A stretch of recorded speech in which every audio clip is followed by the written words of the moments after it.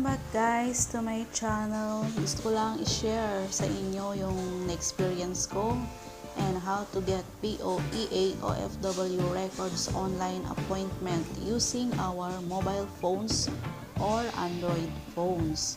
So sa mga nagbabalak na mag-apply ulit, lalong-lalo na sa mga ex-abroad at gustong makakuha ng mga OFW records sa Poea at para hindi na tayo gumastos sa ating mga tesda, so kailangan meron tayo nito. So ang first step po natin gagawin, kailangan po nating magpa-online appointment dahil ito na po yung bagong rules para makakuha ka ng records mo doon sa Poea. So, for example guys, mag-a-apply ka sa ibang bansa as a domestic helper, hindi mo na kailangang magkaroon ng tesda kasi exempted ka na po doon. Kapag meron kang record sa Poea as a domestic helper sa iyong previous job. So, nakakatipid ka guys kapag may record ka ng ganun kasi biro mo ngayon, ang babayaran mo sa TESDA para lang makakuha ng certificate is 6,000 plus or more. Depende po sa agency. So, let's get started to our video tutorial, guys.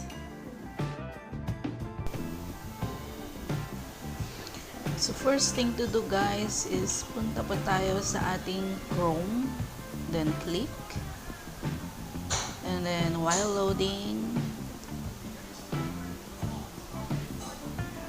kapag na-click na po natin, just type natin yung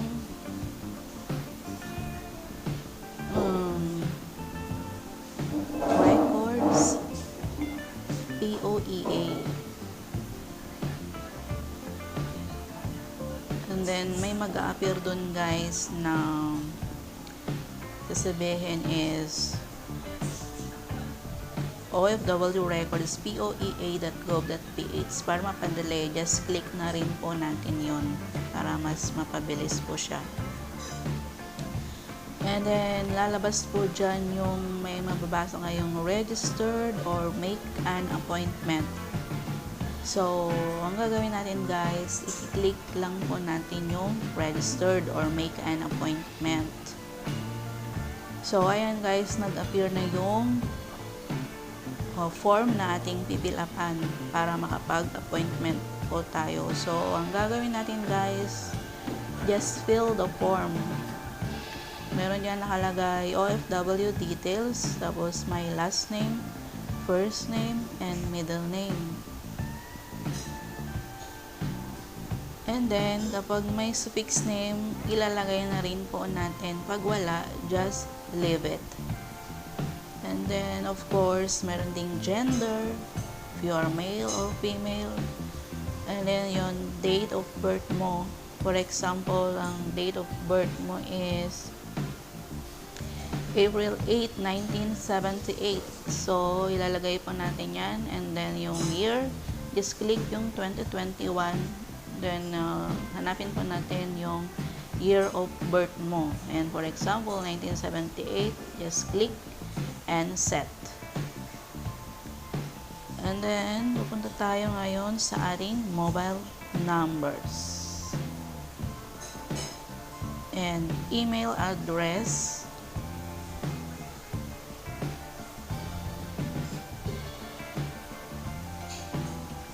At doon kung ano yung purpose mo, anong gagawin mo, anong year yung kukuhanin mong employment, kung balik manggagawa ba or land-based or sea-based. For example, land-based yung kukuhanin mong record as in naging trabaho ka noon sa ibang bansa as land-based lang yung route mo, hindi ka nag-base sa sea. So, land-based yung ilalagay po natin.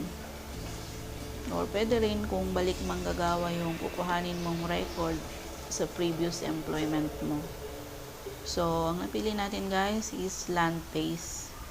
And then, i-type po natin yung pangalan ng agency natin dati. Kung ano yung agency mo noon, yun po ang ilalagay mo sa agency. And then, kung anong bansa ka noon na nagtrabaho. For example, Kuwait. So, ilalagay mo dyan, Kuwait. And then, yung year, kung ano yung year na nag-start ka na nag-work noon sa Kuwait, from at saka to. For example, from 2012 to 2015.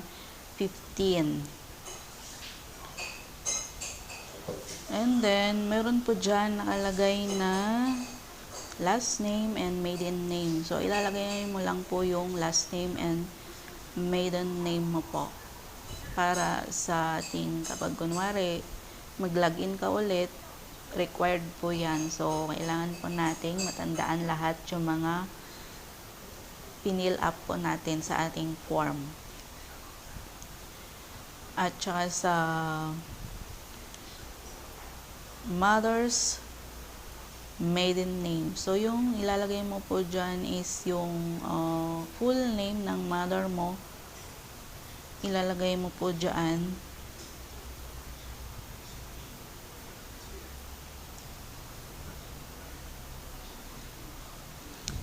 And then, ano yung purpose mo para kumuha niyan? For example, nag-apply ka ng panibagong application na pupuntang ibang bansa. So, just click new application. And then, leave the assistance and requirement. Basta yung new application lang po yung sasagutan mo doon. And then, branch.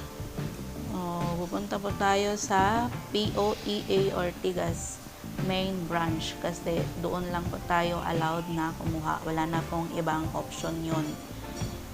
At saka, i-read po natin yung agreement. Nakalagay po dyan guys. Babasahin mo muna yun and then kailangan po nating i-check yun. So, check the agreement. Tsaka wag po natin kalimutan guys yung ating schedule or month or date ng ating appointment. Kalimutan natin guys. So, for example, gusto mong magpa-appoint, pumunta dun sa POEA ng November 9, for example. So, isi-set natin doon sa calendar November 9, 20 and 20. Then, click OK. And, about sa time, kung gusto mo ng 8 a.m., 10 a.m., or for example, dyan, mamimili ka po dyan. At be on time, guys. Dapat andun ka na po. 8 a.m., for example. So, ayan guys, tapos na. And then, read natin lahat. At click mo yung I'm not a robot. Kasi dyan po makakonfirm na hindi po tayo fake. So, click submit.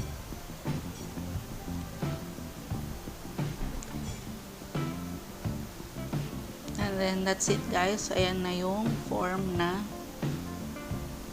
nagawa natin. So, kailangan natin yan print out agad. For example, wala ka din namang printer, pwede mo siyang i-save at ipaprint mo na lang sa labas.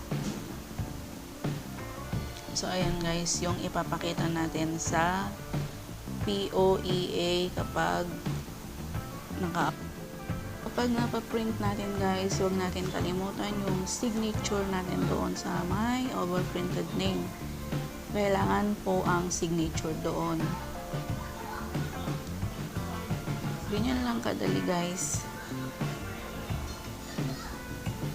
Hindi na kayo magbabayad sa labas para magpagawa or whatever kung walang mag-a-assist sa atin. Kailangan nating matuto sa mga bagay-bagay. Ayan, and then yan yung ARN appointment reference number. Kung gusto po nating matandaan at huwag makalimutan, screenshot lang po natin siya. Kasi kunwari nakalimutan natin, meron tayong reference number. So ganun po ang ginagawa ko, guys. So kapag gusto po nating i-save sa ating phone at wag na tayo mag-login, kailangan po nating i-save ganyan. Tapos just click yung print na yon, yung kulay blue.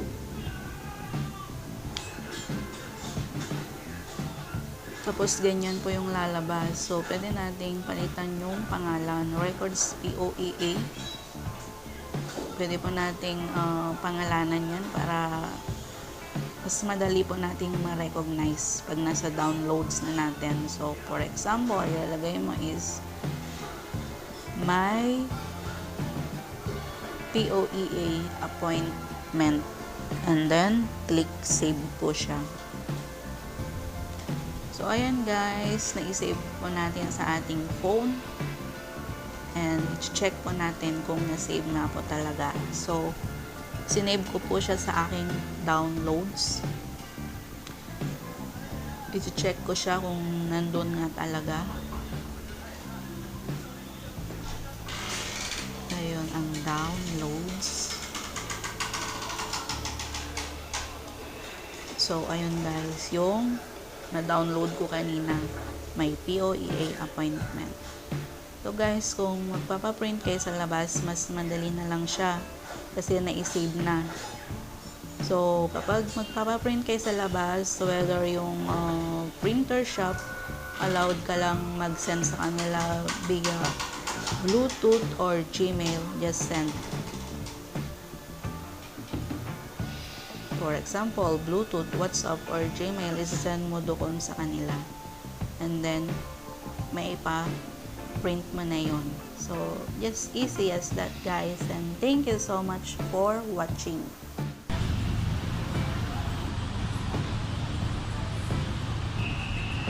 Yan guys, ang paano kumuha ng info sheet.